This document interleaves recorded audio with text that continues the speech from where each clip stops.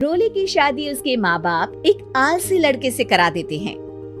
चलो, रोली की शादी हुई और हमने गंगा नहाई। और क्या, बेटियां तो होती ही हैं बोझ।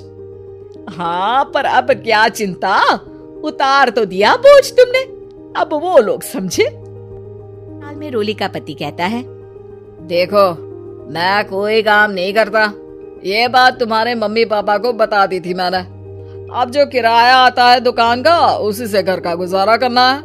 कभी भूल से भी कोशिश ना करना किसी चीज की डिमांड की। क्या मम्मी पापा को पता था कि आप कोई काम नहीं करते? और क्या, बड़ा अच्छे से पता था। उन लोगों को तो तुम बोझ लगती थी, बोल रहे थे कि बस शादी कर लो और कोई मतलब नहीं है। रोली को ये सुनकर बहुत गुस्सा आता है, लेकिन करती भी तो क्या, क्योंकि वो जानती थी कि उसके माता पिता ऐसे ही हैं। जैसे तैसे रोली को एक प्यारी सी बेटी होती है। धीरे धीरे वो बड़ी होती है और उसके साथ उसकी जरूरतें भी बढ़ती जाती हैं। सुनिए जी, अब तो सिमी बड़ी हो रही है, उसका स्कूल में दाखिला कराना है। मैंने अब तक तो जैसे तैसे समय काट लिया, लेकिन मैं बच्ची की परवरिश में कोई कमी नहीं रखूंगी। अरे क्या है यार, अब तो लगता है कोई ना कोई काम ढूंढना ही पड़ेगा। अब पति रोज काम की तलाश में जाता और बिना किसी काम के वापस आ जाता। रोली समझ जाती है कि पति के अंदर अब काम करने की क्षमता नहीं है। वो बेटी को उच्च शिक्षा देने के लिए कुछ करना चाहती थी, लेकिन करती तो क्या करती। एक दिन रोली की सहेली कहती है, रोली, मेरी कोई औलाद नहीं है। अगर तू मेरी औलाद को जन्म दे तो मैं तुझे तेरे मुंह मांगे पैसे दूंगी। अरे, तेरी औलाद को मैं कैसे जन्म दे सकती हूँ? सरोगेसी से बच्चा मेरा और वैभव का ही होगा, लेकिन कोख तेरी होगी। ये संभव है रोली? रोली मुझे मंजूर है, लेकिन मैं इसका 2 लाख रुपया लूंगी। अरे कोई बात नहीं, मुझे मंजूर है। रोली खुश हो जाती है कि एक बच्चा पैदा करने का उसे 2 लाख रुपया मिलेगा। वो घर आकर पति को बताती है, वो भी खुश हो जाता है। अब क्या था, डॉक्टर के पास जाकर सहेली का बच्चा रोली की कोख में पलने लगता है। मुझे 20,000 चाहिए मेरे बेटी के एडमिशन के लिए। हाँ हाँ ठीक है, मैं उसके एडमिशन से लेकर सारे खर्चे उसके अकाउंट में डाल रही हूँ। रोली की बेटी का एडमिशन हो जाता है। रोली को लगता है कि वो अब सब कुछ ठीक कर देगी। दिन और महीने आगे बढ़ते हैं। अब एक दिन, एक बात कहूँ जी, काश इस बच्चे को मैं रख पाती। मैं अब इससे काफी जुड़ गई हूँ। अरे यार, पता नहीं किसका बच्चा है, अपने पास है ना अपनी मुन्नी। हाँ, लेकिन अब मैं भी इस बच्चे से जुड़ाव फील करने लगी हूँ, लेकिन मैं ये जानती हूँ कि ये मेरा बच्चा नहीं है। दोनों की जिंदगी ठीक चल रही थी, लेकिन कहते ना कि सुख का पल ज्यादा लंबा नहीं होता। एक दिन रोली की सहेली का फोन आता है। रोली, मुझे अब ये बच्चा नहीं चाहिए, मैं अपने पति को छोड़ रही हूँ। अरे लेकिन मुझे पैसों की जरूरत है, बच्चा तुम्हारा है, मैं क्या करूंगी? सहेली बिना कुछ बोले फोन काट देती है, फोन स्विच ऑफ कर देती है। लेकिन रोली के जीवन का तूफान यही नहीं रुकता। रोली, मैं इतना भार नहीं उठा सकता।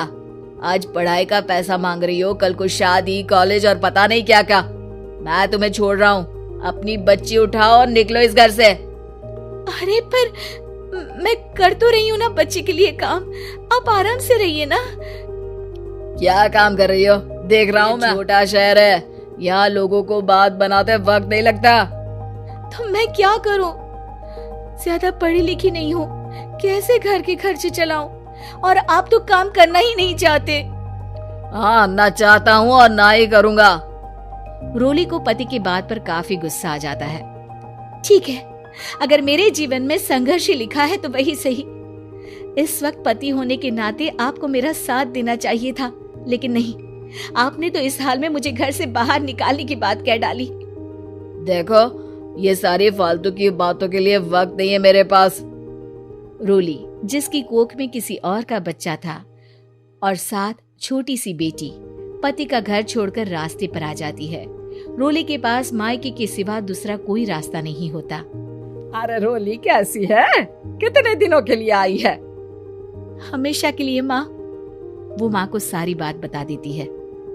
ओए लड़की, इतनी हिम्मत का काम कर लिया। अरे ना ना, यहाँ कोई जगह नहीं है। तुम तो अपना बोरिया बिस्तर उठाओ और निकलो यहाँ से। रोली के पास अब मायके का रास्ता भी नहीं बचता। वो चुपचाप बच्ची को लेकर जा रही थी कि उसे दर्द होता है और वो डॉक्टर के पास चली जाती है और फिर वहां वो एक प्यारे से बेटे को जन्म देती है। कितना प्यारा है, कितने अभागे हैं इसके माँ बाप जो इसके पैदा होने पर भी नहीं है। तभी वहां डॉक्टर आ जाती है। रोली, बच्चे के पिता तुमसे मिलना चाहते हैं। आपका बहुत। मैं इस बच्चे को पालूंगा, भले ही इसकी माँ ने इसे छोड़ दिया हो, पर मैं अपनी जिम्मेदारी निभाऊंगा। तो क्या आप मुझे इसके पैदा करने के लिए जिन पैसों की बात हुई थी वो भी देंगे? हाँ, और साथ ही आप चाहें तो मेरे घर में रहकर मेरे बच्चे की देखभाल भी कर सकती हैं। मैं उसके लिए आपको सैलरी दे दिया करूंगा। रोली को लगता है कि जैसे भगवान ने उसके लिए सुकून का रास्ता खोल दिया। वो अब मुकेश के साथ उसके घर चली जाती है, जहाँ रहकर वो उस बच्चे की देखरेख करती है। अब मुकेश के घर को रोली अच्छे से संभाल लेती है। उसके लिए खाना बनाने से लेकर बच्चों की देखभाल और घर की देखरेख। धीरे धीरे मुकेश को रोली से प्यार हो जाता है। रोली, तुम्हारी बेटी और मेरा बेटा बिल्कुल भाई बहन की तरह साथ रहते हैं। हाँ, आखिर है तो एक ही कोख के बच्चे, अटैचमेंट तो होगा ही ना। रोली, तुमने घर और मुझे दोनों को संभाल लिया। ये तो मेरा काम है। आपने भी तो मुझे छत दी जिससे मैं अपनी बेटी की पढ़ाई और भविष्य के लिए पैसे जोड़ सकूं। रोली, क्या तुम मुझसे शादी करोगी? अब मैं जानता हूँ तुम्हारी भी शादी कुछ खास अच्छी नहीं रही। रोली को मुकेश की बात ठीक लगती है। वो उसे हाँ बोलने की सोच ही रही होती है कि उसके पहले पति का फोन आ जाता है। रोली, मैं बहुत परेशान हूँ। मेरा एक्सीडेंट हो गया है। मैं चाहता हूँ तुम वापस आ जाओ। रोली को पुराने पति की चिंता होने लगती है। वो सोचती है कि वो क्या कर रही थी। हाँ ठीक है, मैं आ रही हूँ। हाँ रोली, आ जाओ, लेकिन बच्ची को कहीं हॉस्टल में छोड़कर आना, क्योंकि मैं नहीं चाहता कि हम लोगों के बीच फिर से वो सारी बातें हो। रोली को समझ आ जाता है कि पति आज भी सुधरा नहीं है। वो पति के पास जाने से इनकार कर मुकेश को हाँ कर देती है।